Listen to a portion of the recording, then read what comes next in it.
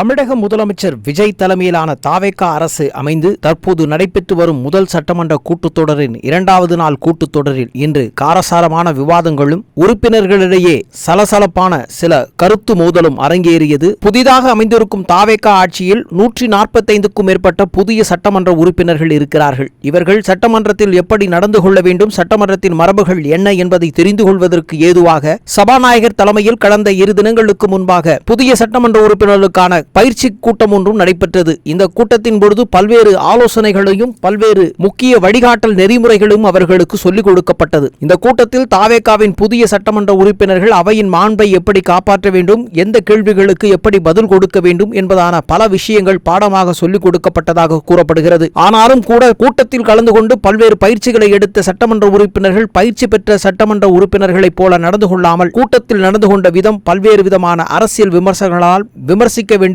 சூழலில் தள்ளப்பட்டிருக்கிறது. கூட்டத்தொடரின் 2வது நாளன்று கர்நாடக அரசு மேகதாது அணை விவகாரம் தொடர்பாக தமிழக முதலமைச்சர் விஜய் தனி தீர்மானம் ஒன்றை கொண்டு வந்தார். இந்த தீர்மானத்திற்கு அனைத்து கட்சிகளும் ஆதரவு அளித்த நிலையில் இந்த தீர்மானம் ஏகமனதாக நிறைவேற்றப்பட்டது. தீர்மானத்தை கொண்டு வருவதற்கு முன்பாக அனைத்து கட்சி தலைவர்களும் தங்களுடைய நிலைப்பாடுகளை குறித்து ஆதரவு நிலைகள் குறித்த கருத்துக்களை பேசிக் கொண்டிருந்த பொழுது ஒவ்வொரு அரசியல் கட்சி பிரதிநிதிகளுக்கும் முறையாக நேரம் ஒதுக்கப்பட்டிருந்தது. அவர்கள் தங்களுடைய நிலைப்பாடுகள் குறித்தும் தமிழகத்தின் உரிமை சார்ந்த விஷயம் என்பதால் இந்த விஷயத்தில் ஒன்று திரண்டு ஆளும் அரசுக்கு ஆதரவு தெரிவிக்கும் வகையிலும் தங்களுடைய நிலைப்பாட்டு உரைகளை நிகழ்த்தினார்கள். ஆனால் அதே நேரத்திலும் கூட சில கூட்டணி கட்சியில் இல்லாத சில எதிரணியில் இருக்கக்கூடிய சட்டமன்ற உறுப்பினர்கள் மாநிலத்தின் நீர் மேலாண்மை குறித்த பல்வேறு ஆலோசனைகளை அரசுக்கு தந்த விதமாகவும் குறிப்பாக அண்டை மாநிலங்களிலும் ஒவ்வொரு நாட்களும் தொடர்ந்து நாம் இப்படி போராடி கொண்டிருக்க வேண்டிய நிலைகள் குறித்தும் தேமுதிக கட்சியை சார்ந்த சட்டமன்ற உறுப்பினர் பிரேமலதா விஜயகாந்த் தன்னுடைய உரையின் பொழுதும் கூட நீர்நிலைகளை தண்ணீர் தேங்கி வைப்பதற்கான தொலைநோக்கு திட்டங்களை கொண்டு வருவதும் ஒவ்வொரு முறையும் காலகாலமாக இந்த விவகாரம் தொடர்பான விஷயங்களை நாம் சட்டமன்றங்களில் பேசி வருவதற்கு ஒரு முற்றுப்புள்ளி வைப்பதோடு நிச்சயம் தங்களது உரிமை சார்ந்த விஷயங்களை குரல் கொடுக்க வேண்டும் என்பது காலத்தின் கட்டாயம் என்றாலும் கூட அதற்கு தன்னுடைய தேமுதிக கட்சி முழு ஆதரவு என்பதான பதிவை குறிப்பிட்டிருந்ததோடு நீர் மேலாண்மையில் தமிழகத்தினுடைய தொலைநோக்கு பார்வைகளை அதிகரிக்க வேண்டும் என்ற ஆலோசனைகளையும் தந்திருந்தார். அதே போல பல்வேறு சட்டமன்ற உறுப்பினர்கள் பேசுகின்ற பொழுதும் தங்களுடைய அரசியல் கட்சியின் நிலைப்பாடுகளை எல்லாம் தாண்டி ஒருமித்த நிலையில் தமிழகத்தின் உரிமையை காக்க வேண்டும், மேகதாது அணை கட்டும் கர்நாடக அரசின் முயற்சிக்கு தங்களுடைய எதிர்ப்பை பதிவு செய்யும் விதமாக பல்வேறு கருத்துக்களையும் பதிவு செய்திருந்தார்கள். இப்படியாக கூட்டத்தின் 2வது நாள் கூட்டம் போய்கொண்டிருந்த நிலையில் திடீரென்று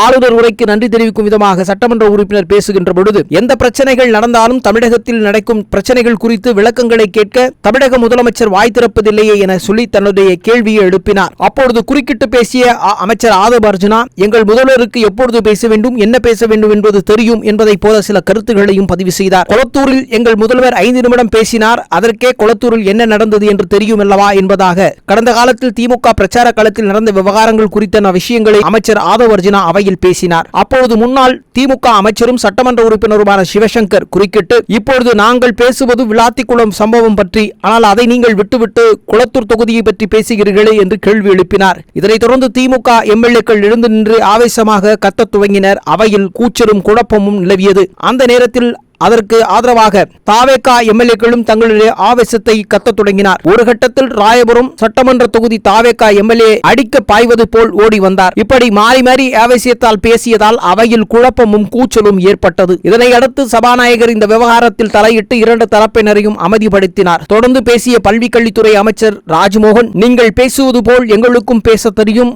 எங்களை தூண்டுவது போல் திமுக எம்எல்ஏக்கள் ஏதோனும் பேசினால் அதற்கு நாங்கள் தக்க பதிலடி கொடுப்போம் என்பதான தனது விளக்க தனது பதிலையும் தெரிவித்தார் அமைச்சர் ராஜ்மோகன். இன்றைய விவாதம் என்னவோ அதை பற்றி பேசுவோம் என்று தெரிவித்து ஒரு வழியாக இந்த பிரச்சனைகளுக்கு முடிவு கட்டும் விதமாக சமரச முயற்சிகளில் ஈடுபட்டார் சபாநாயகர். கூட்டத்தை அமைதியாக நடத்த வேண்டும், கூட்டத்தின் பொழுது எப்படி நடந்து கொள்ள வேண்டும் என்பதற்கான பயிற்சி கூட்டங்கள் நடத்தப்பட்ட பொழுதும் கூட பேரவை மன்றத்தில் அமர்ந்திருந்த சட்டமன்ற உறுப்பினர்கள் தங்களின் மரபுகளை மீறி நடந்து கொண்டதை பார்க்கிற பலருக்கும் முகம் சுளிக்க தோன்றியது. இது ஒருபுறம் நேரலையில் வெளிபரப்பிக் கொண்டிருக்கும் நிலையில் பல ஊடகங்கள் இந்த காட்சிகளை காரசாரமாக அனல் பறக்கும் இந்த பிரச்சார காட்சிகளும் வெளியானதை பார்க்கிற பொதுமக்கள் என்ன நினைக்கிறார்கள் என்ற கேள்விகளும் எழுந்திருக்கிறது. இது ஒருபுறம் என்றால் பொதுவாக சட்டமன்றத்தில் சில மரபுகள் இருக்கிறது. எந்த சட்டமன்ற உறுப்பினரோ தங்களது ஜனநாயக கடமையும் தங்களது தொகுதி சார்ந்த விஷயங்களை கேட்பதற்கு கேள்விகளை எழுப்பினால் துறை சார்ந்த அமைச்சர்கள் பதிலளிப்பது வழக்கமாக இருக்கும். ஆனால் தற்போது அமைந்திருக்கும் தாவேகா அமைச்சரவையில் எந்த கேள்விகளை கேட்டாலும் அதற்கான உரிய பதில்களை அளிப்பதில் ஆதவ அர்ஜுனாவும் அமைச்சர் ராஜ்மோகனும் வரிந்து கட்டிக்கொண்டு பதிலளிப்பதை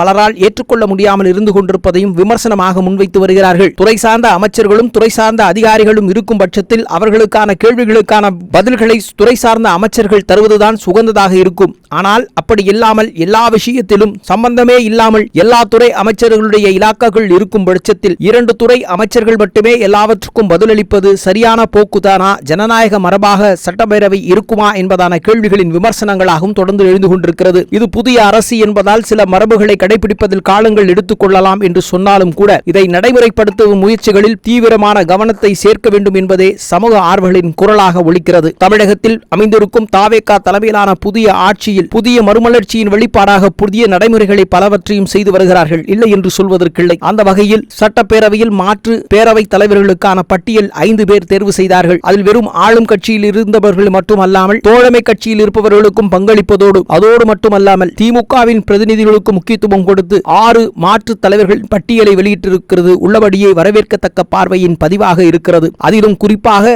முதல் முறையாக தமிழகத்தில் 2 பெண் மாற்று பேரவைத் தலைவர்களை நியமித்திருப்பதும் உள்ளபடியே பாராட்டுக்குரியது என்பதான குரலையும் ஓங்கி ஒலிக்கத்தான் செய்கிறது. தொலைநோக்கு பார்வையுடன் தமிழகத்தின் வளர்ச்சி திட்டங்களை மக்களின் பிரதிநிதிகளாய் உள்ள சட்டமன்ற உறுப்பினர்கள் மக்களின் பிரச்சனைகளுக்கும் தமிழகத்தின் வளர்ச்சிக்கும் குரல் கொடுக்கும் களமாக சட்டப்பேரவை இருக்க வேண்டுமே தவிர ஏட்டிக்கு போட்டியாக அரசியல் நிகழ்த்தும் அரசு சபையாக மாறிவிடக் கூடாது என்பதே சமூக ஆர்வலின் ஆதங்க பதிவாக இருக்கிறது.